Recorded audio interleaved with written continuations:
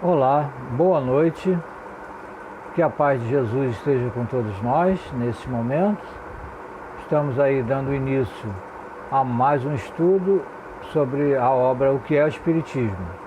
Essa é a nossa terceira lição, terceira vez que nós estamos nos encontrando, e vamos lembrar que desta vez a Sala Chico Xavier está disponibilizando uma forma diferente de fazer o estudo.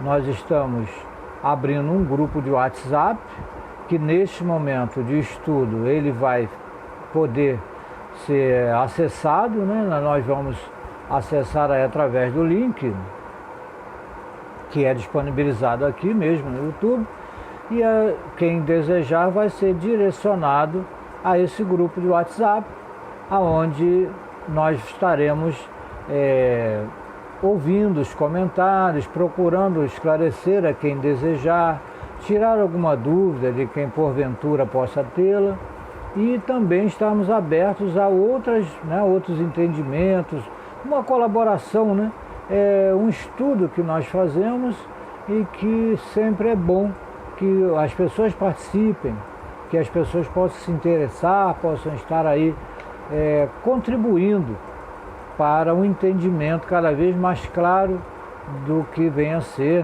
da doutrina espírita, essa doutrina esclarecedora e consoladora que temos. E sempre nas nossas reuniões nós começamos fazendo uma oração, Vamos então fazer a nossa prece inicial para a reunião de hoje.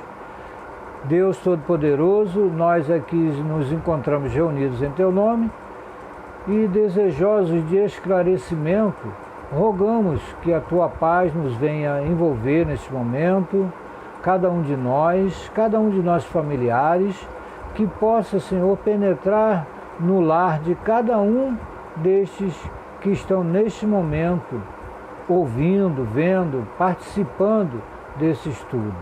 Que a Tua proteção possa envolver esses lares, trazendo paz, trazendo entendimento, concórdia e muitas bênçãos, Senhor, para a casa de cada um de nós. Obrigado, e que possamos dar por iniciado o estudo da noite de hoje. Que assim seja. Muito bem, companheiros.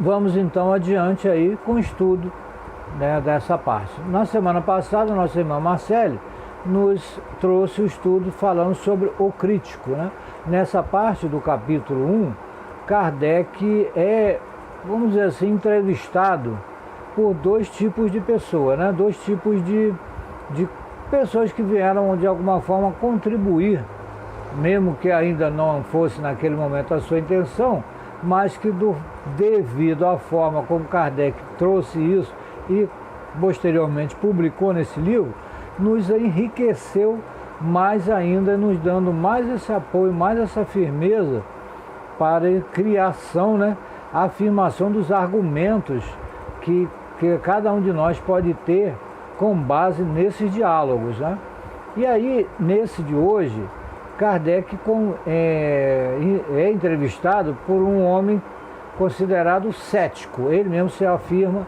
cético. E o que vem a ser uma pessoa cética, É o descrente, é aquela pessoa que duvida. Então, vamos dizer assim, ele nem é de uma outra religião, nem é espírita.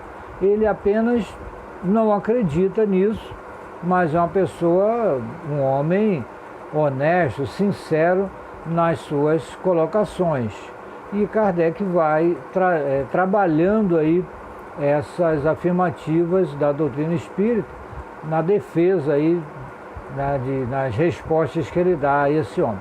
Por exemplo, a princípio o cético chega para Kardec e fala para ele que tem um interesse, que esse assunto desperta nele uma grande curiosidade e que ele gostaria muito de saber mais a respeito. E Kardec vai esclarecendo para ele que é importante que ele, que vai respondê-lo, é claro, com o maior prazer, mas que seria muito bom que ele já traga algum entendimento, que ele já tenha lido algumas obras, que ele já tenha um pouco mais de esclarecimento, que é para evitar determinadas repetições, Como é normal, Imagina, você falar de um determinado assunto, seja ele qual for, com uma pessoa que não tem a menor noção de nada, né? E quer se informar. Imagina, eu não entendo nada de futebol, né? Mas pelo menos eu sei que a bola é redonda, sei que futebol de campo tem 11 jogadores de cada lado, um é goleiro, os outros 10 são jogadores de campo e tal. Então vamos dizer assim, que eu não entendo, mas já tem algumas informações que vão facilitar o entrevistado, né? Não vai precisar começar do zero comigo. Então é só estar trazendo essa comparação para a gente entender o que Kardec fala, para que o diálogo se estabeleça de uma maneira mais sensata. Então, dando sequência, a pessoa, o cético, pergunta então a Kardec, né, sobre por que da criação desse termo espírita. E existe o termo espiritualista já conhecido. Para que essa dualidade aí de termos? Por que não ter já manter esse mesmo que já existisse? Aí Kardec vai esclarecendo para ele que espiritualismo é a crença em algo a mais do que no corpo, é o contrário do materialismo, né? Vamos dizer que o materialismo é uma doutrina que acredita só na matéria, só existe aquilo que é do corpo, né? A inteligência, o nosso cérebro, tudo isso são apenas, só isso e basta. Agora, para quem acredita, para a religião, né, que acredita que existe algo mais que o ser, que ele vai sobreviver, e é por esse fato espiritualista. Então, conforme fala Kardec, todas as religiões são espiritualistas, porque creem em algo que vai sobreviver, que é algo mais, que é uma alma. Mas só que ele coloca isso. Não quer dizer daí que eles sejam espíritas. E que esse termo ele se deu mais por conta da colocação dos espíritas ou espiritistas americanos daquela época, né? Porque foi lá que começou as primeiras notícias que se tem, pelo menos, de uma relação, de uma comunicabilidade entre o desencarnado com o encarnado, através de uns fenômenos que aconteceram numa cidade chamada Hydesville, onde estabeleceu-se posteriormente uma comunicação através de um código de pancadas, né, querendo dizer sim ou não, coisas assim, para essa comunicação. Né, e aí, então, esse termo espiritualista ou espiritista. E Kardec, depois de ter codificado essa ciência nova e deu a ela o nome de espiritismo, para diferenciar. Aí ele fala que, olha, eu poderia ter colocado na minha revista, que ele lançou uma revista espírita na época, né, um jornal espírita e tal, a revista espírita, e ele fala, eu poderia ter dado à minha revista o título de filosofia espiritualista e falar até inclusive mal dos espíritas, porque uma coisa não tem relação direta. O espiritualismo seria uma coisa genérica e o espiritismo é mais focado naqueles que creem em comunicabilidade, existência dos espíritos, mesmo como individualidades, e a sua possibilidade de se manifestar. Isso difere. Então, aí ele fala, para coisas novas é necessário que hajam termos novos, né? E aí o cético questiona, então, por que, se isso fosse uma coisa bastante, tivesse, vamos dizer assim, uma realidade, né? Eu me expresso dessa forma no meu entendimento, não haveria, então, segundo ele, a necessidade disso, porque se eles entram em choque, não seria melhor, se isso fosse uma coisa mais positiva, que tivessem o mesmo entendimento, tanto na América quanto na Europa? E aí Kardec fala, olha, essa dualidade, essa dúvida, ela se dá mais na forma do que no fundo. ela não modifica em nada as questões básicas, o que é, como se dá, as comunicações, os fenômenos. Isso não muda, né? E aí ele faz até lembra, né, que os cisões, né, dentro da igreja, que dilaceraram o entendimento religioso da época, não modificaram a forma da mensagem cristã, né, da doutrina religiosa da igreja. Apenas o entendimento, né, e criou-se bastante confusão, né, de termos, sem que isso prejudicasse. E ele também fala, a ciência, por exemplo, cada dia cria termos para suas descobertas, né? E outras correntes de estudos científicos também divergem de determinadas descobertas um do outro, sem que isso venha no futuro atrapalhar o avanço da ciência, né? Acaba as coisas se completando, né?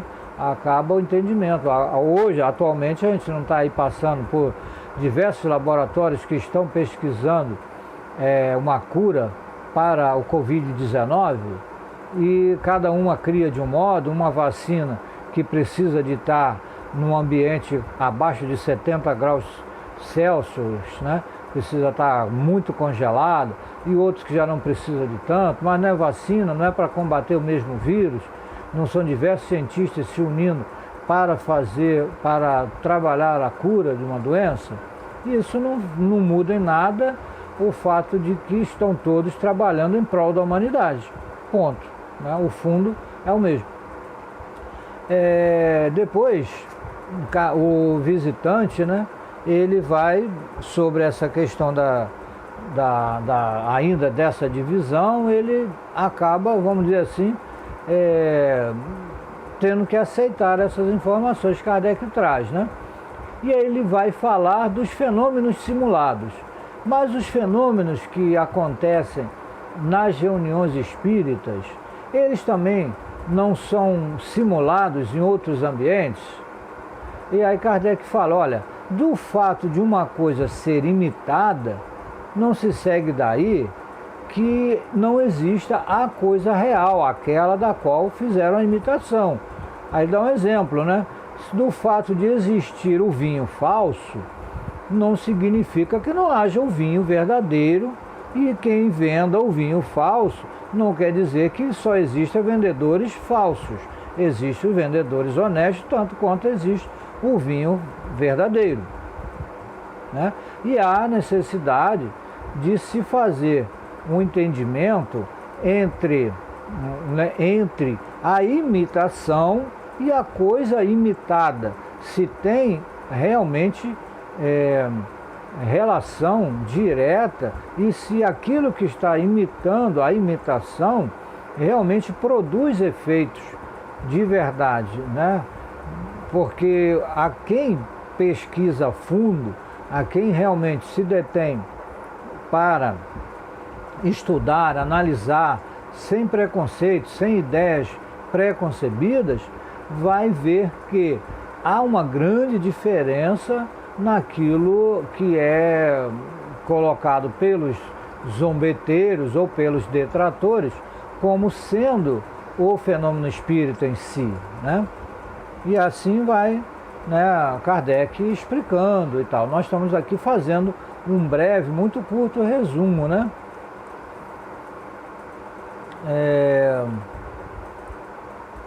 E aí ele fala que nesses fenômenos, o cético vai falando, acabam criando circunstâncias que aparecem, espectros e tudo mais. Aí ele fala, olha, os adeptos da doutrina espírita, eles não perdem o seu tempo para fazer isso, para a aparição de espectros, para a leitura da sorte, não perde tempo com isso. E aí o visitante vai questionando, né, sobre que esse fenômeno não dá brechas ao charlatanismo. Ele vai falando disso mais adiante, né, nos seus comentários, E aí Kardec fala, se você assistiu alguma dessas sessões em que você viu o charlatanismo, você pagou nessas sessões para assistir, né, o que você acha que seria? Não, não. Então é um tipo de charlatanismo muito singular, né, em que o que denota charlatanismo é aquilo que a pessoa ganha dinheiro para fazer. E se não há reunião séria, todas as pessoas que estão ali são sérias e trabalham isso de maneira com moral elevada, são pessoas de conduta ilibada, elas não vão se prestar a trabalhar por dinheiro, né? Trocar a sua honestidade, a sua moral a troco de dinheiro. Então não há charlatanismo onde ninguém busca oferir algum tipo de vantagem, né?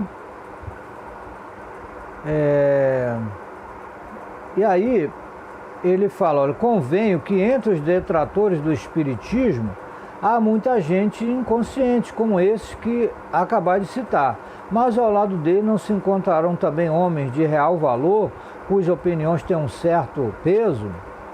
Aí Kardec fala, realmente tem pessoas que têm as suas opiniões, mas entre as pessoas que estudam seriamente a doutrina espírita e os seus adeptos praticantes, isso já naquela época, são pessoas muito sérias, são pessoas de alto nível intelectual, né? Você não vê apenas pessoas de mente fraca estudando e se interessando e participando das reuniões da doutrina espírita. Muito pelo contrário, pessoas muito esclarecidas. E sua opinião tem sim peso real, né? Em determinado momento, ele cita, né, Kardec fala que os seus adeptos são pessoas sensatas e que entendem muito bem do assunto no campo religioso, né? E aí há um momento que Kardec fala que um dia desses, um dos adeptos, um dos espíritas, assistindo a uma peça, ele chama Macbeth. Macbeth é uma peça de Shakespeare, e há um momento em que parece que aparece nessa peça umas bruxas, uma feitiçaria. Eu não conheço não, eu estou acompanhando aqui pelo que o que é relatado aqui no livro, né?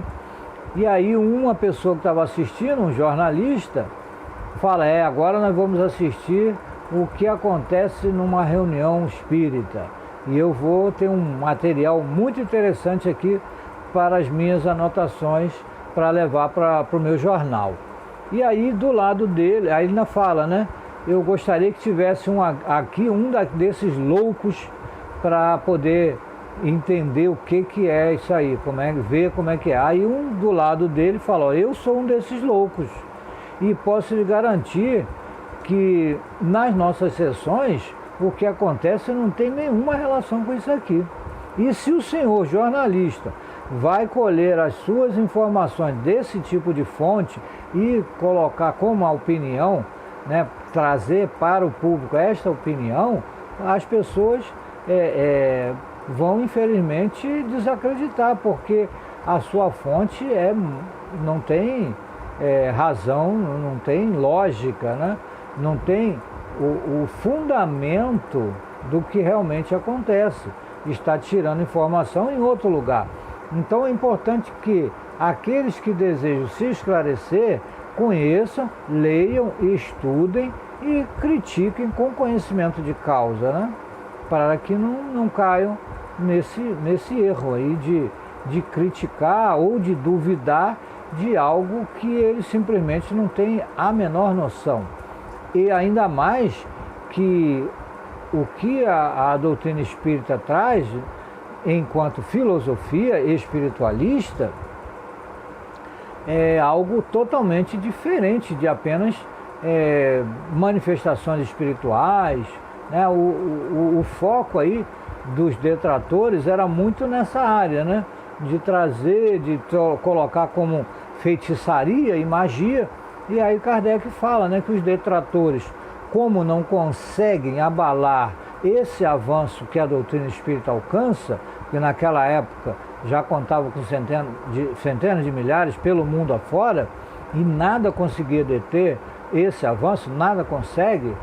E aí então ele fala que esses detratores, não tendo como ferir, como parar essa subida, eles só conseguem fazer zombarias, chamar de charlatanismo, chamar de feitiçaria, algo que, pensado, visto sensatamente, nada tem a ver com esse tipo de coisa, né? Apenas só de quem quer falar mal e juntar tudo, vamos dizer assim, num pacote só, dizendo que é feitiçaria, que é zombaria, que é um montão de coisas aí, realmente só quem não tem muita informação.